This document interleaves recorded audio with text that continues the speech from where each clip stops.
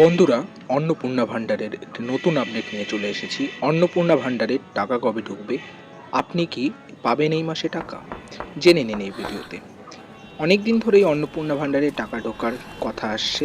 ব্যাংকে এবং অন্নপূর্ণা সহায়তা কেন্দ্রে চক্কর লাগাতে লাগাতে আপনারা হয়তো ক্লান্ত, কিন্তু এবার একটি অথেন্টিক নিউজ এসেছে। আনন্দবাজার পত্রিকায় প্রকাশিত নিউজে বলা হয়েছে 17ই আগস্ট থেকেই অন্নপূর্ণা ভাণ্ডারে টাকা ঢুকবে, অর্থাৎ আর কিছু দিনের মধ্যেই আপনার অ্যাকাউন্টে অন্নপূর্ণা ভাণ্ডারে টাকা ঢুকে যাবে। এক্ষেত্রে একটি বিশেষ ঘোষণা হলো, প্রত্যেকের টাকা কিন্তু 17ই আগস্টে ঢুকবে না।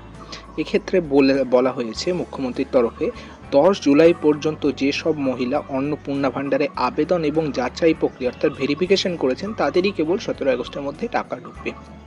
10 জুলাই এর পর যদি আবেদন করে থাকেন তবে আপনার টাকা ঢুকতে কিছুটা দিন আরও সময় লাগতে পারে।